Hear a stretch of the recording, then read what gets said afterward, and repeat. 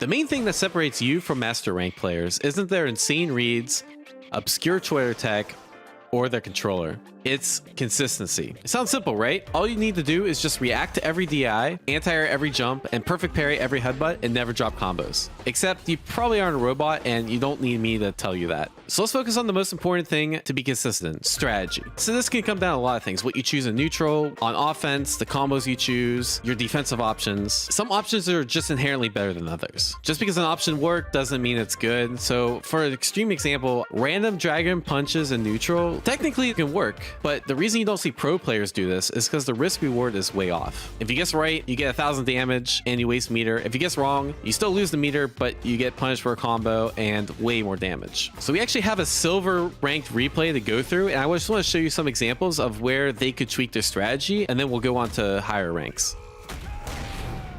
Yeah, so here we got Kimberly versus a Ken, and some of the things I want to point out are just some of the very obvious choices. So some of the things I expect to see, and I haven't pre-watched this replay, is I expect to see some YOLO slides and some like random DPs and some like random DIs and all these things that are like at high level are inherently inconsistent. It'll be pretty evident. Yeah, that took 2 seconds. These kind of things happen, right? Why is random slide a bad strategy? It's because the risk reward is so low. Myself as a Kim player, I'll go for a random slide like maybe once every 3 or 4 games because it's good to throw around, especially when the opponent's like not respecting it. But if they block it, you just die. So it's not that great of a strategy. Okay, so this is another example, right? So whiffing random moves that are not good, doing a random Jin Ryan neutral, for example. I'm not quite sure what that, I think maybe they're trying to do like the DP motion move, but doing a random Jin Ryan that doesn't get you anything.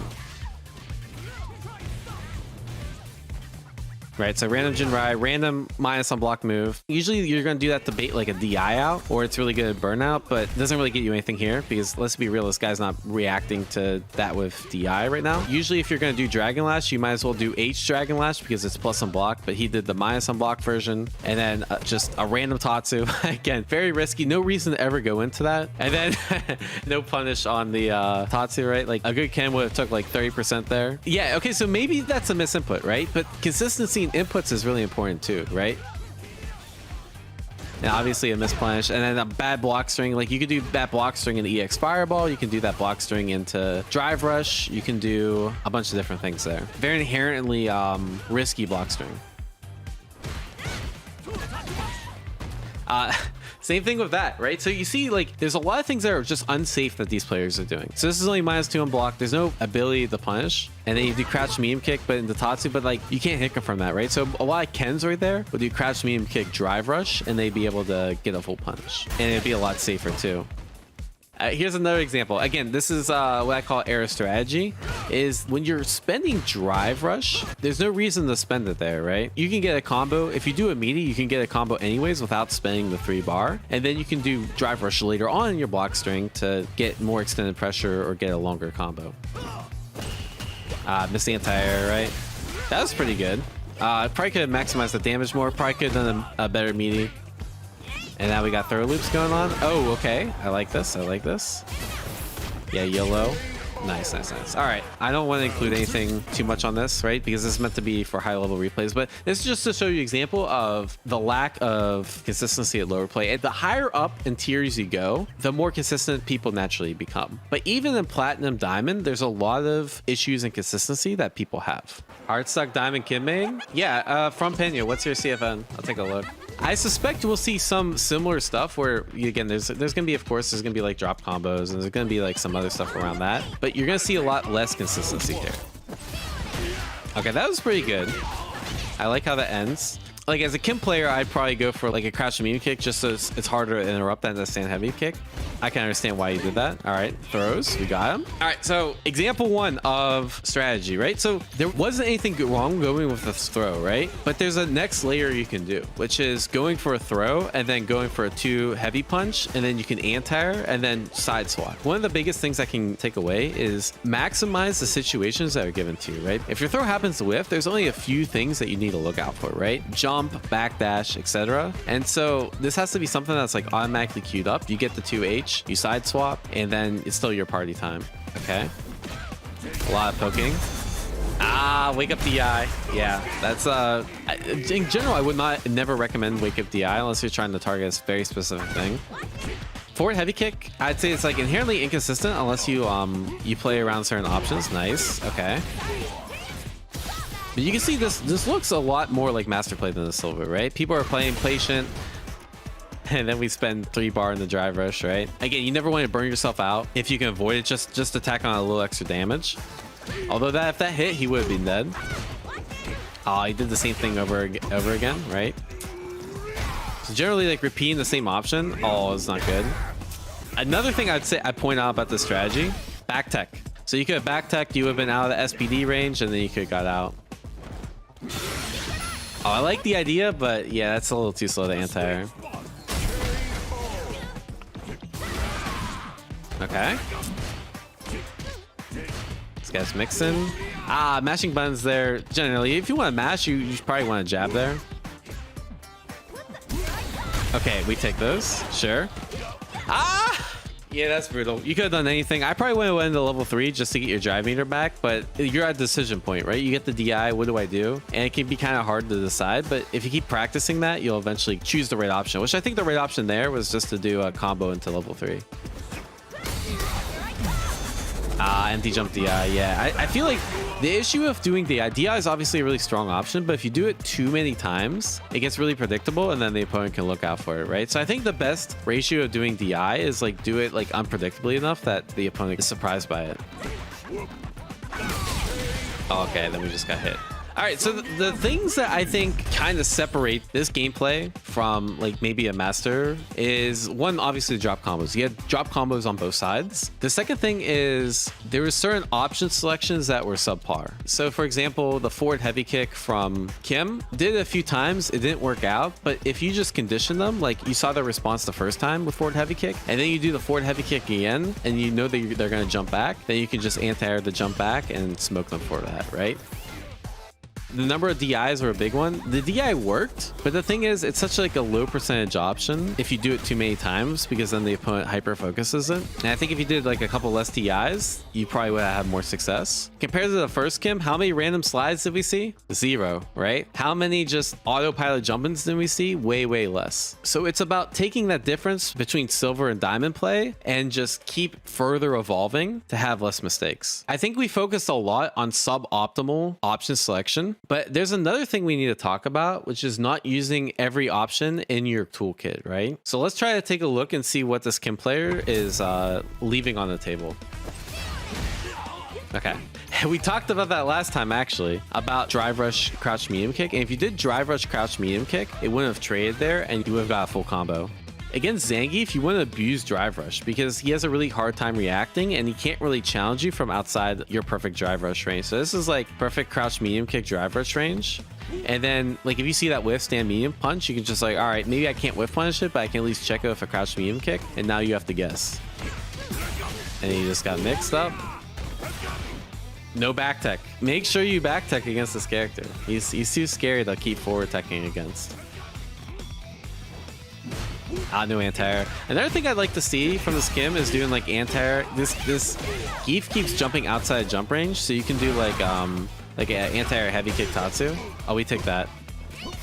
Oh no, wait, it's your turn. It's your turn. He's in burnout. Ah, that's unfortunate. So I think in general, like it just came down to a couple factors there, right? Probably doing more drive rush, crouch medium kick, anti-airing with like heavy kick Tatsu, making sure you keep him out of the air, and back teching, right? Those 3 things would have completely changed the way this match went. And obviously, like when this person plays against other players, that's gonna change. But if I could give any advice in order to be more consistent in strategy, it's 1, choose the right options when you're in certain situations, like block strings or combos and that sort of thing. And it's making sure you use every option available. So in this case, it was back teching, it was anti-airing with Tatsu, and it was more drive rush, crouch medium kick.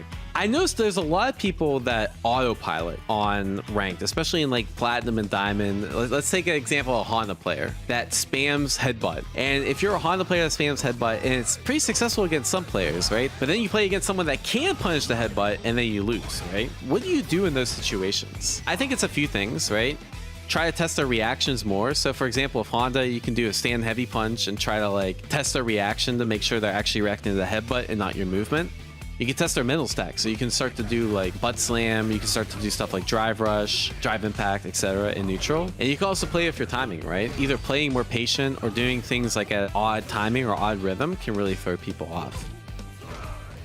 There's one other thing I want to talk about, and it's just consistency in reaction and execution. Top players, we know this, they can't react to anything. Watch like Rebel Kumite, for example, or a recent tournament, and people are getting hit by a DI. They can't anti-air everything. Sometimes they drop combos. The whole goal here is just, I think it's more of a mentality thing. What you want to do is make sure that you focus on improving your consistency, right? Top players are better at reacting to stuff, and part of the reason isn't because they have insane reaction speed. It's because they can analyze the game situation, recognize likely what they're going to do. So take, for example, drive impact in the corner. Drive impact is a lot scarier in the corner because you can take full damage even if you block outside of mid screen. So I think top players start to recognize that and they'll anticipate it more. They'll also start to anticipate it more, you know, if the opponent has done it recently or they know this opponent tends to drive impact. And also they have the muscle memory built up. So the more you practice your reactions in training mode or in match, you'll have those reactions built up. It's not that these players, master ranked players, are inherently cracked out reaction time. I need to point out a replay that I saw. This was a replay that, wait. Oh yeah, this dude. Holy shit, all right. This guy is gonna be diamond for a while. And the reason is just look at the game plan. The game plan consists of, you know, how I say, you know, I fucked up that my DJ's still pretty new. It consists of doing that flip kick and doing drive impact, right? And I was totally not ready for this strategy at all. I wasn't ready. I wasn't ready. I did not realize like people were this savage at Diamond 3, you know? But then once I knew this was coming, I adapted, right? So what do? You just play really patient. You react to DIs. You wait for something to happen. Okay. Oh no. Yeah, he did the overhead. Oh, he did the overhead again. Oh, he did the overhead again. Okay, let me actually punish this for real this time. All right, I'm just gonna wait. I'm just gonna chill. Look for an anti-air. Look for an overhead punch. Oh, YOLO drive rush because I'm DJ. Oh, there it is again. Look, I'm probably looking for the DI. There it is.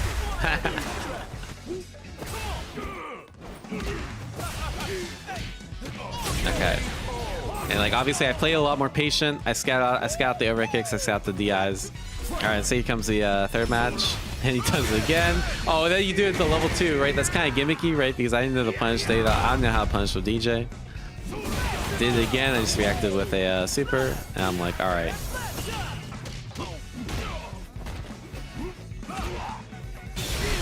I reacted to that. I just look for anything. I'm just scouting out the overhead kick, scouting out DI, just a random DI. Put the seeds inside. A lot of people, like if I DI, they're gonna want to DI. So now I'm probably scouting out DI like pretty hard. There's the DI. I don't know the combos because my DJ's new. Okay, I went.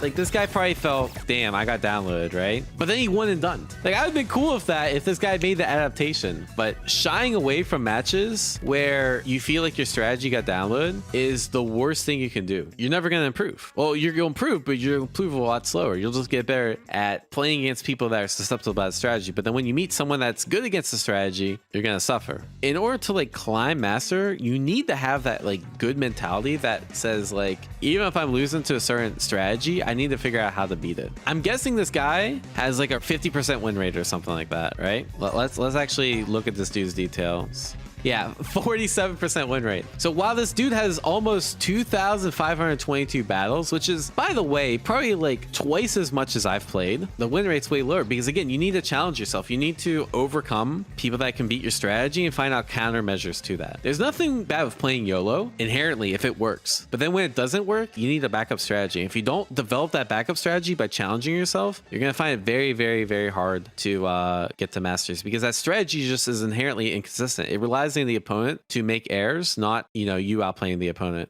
Oh, perfect. This is literally posted 2 hours ago. So this little sliver here is masters, right? I don't even know what the percent is. It doesn't even say. It's very, very small though. So if you're not masters, don't be hard on yourself. Even if you're not diamond, especially if you're new to the game, don't be hard on yourself being any ranked because fighting games are hard. A lot of people forget that most players are not up here. You know, you'll watch streamers and you'll see most of them are master rank or diamond rank, but realistically, it's just a very, very small percentage of the population, right? So don't be too too hard on yourself. Understand that, you know, we're all improving, all getting better. And the best thing you can do is focus on your own improvement and you'll eventually get better. To summarize, the best thing you can do to reach master rank is focus on consistency. And I think there's two main things. One is not using every option available. So making sure you're using your whole character's toolkit and you're not overusing certain options like drive impact or headbutt or the things that are really strong at a low level. And the second thing is focusing on trying to optimize everything, right? So it's making sure your combos are optimal, making sure that your setups are refined,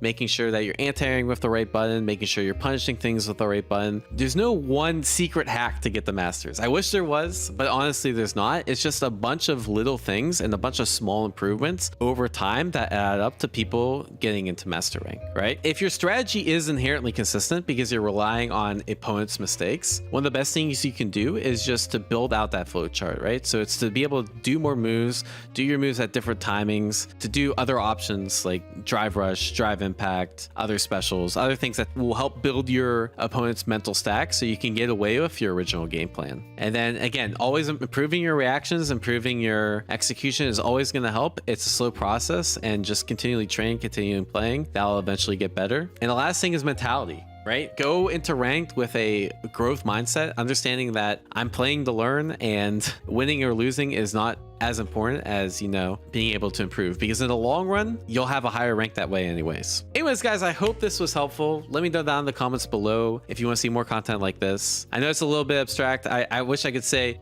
just DI more and you'll get the masters, but realistically, it's not that. It's a lot more philosophical. It's a lot more abstract, unfortunately. But I hope this was helpful. Like, share, and subscribe if you want to see more content like this. I think I already said that. Hit the bell. Thanks for watching. Have a great day.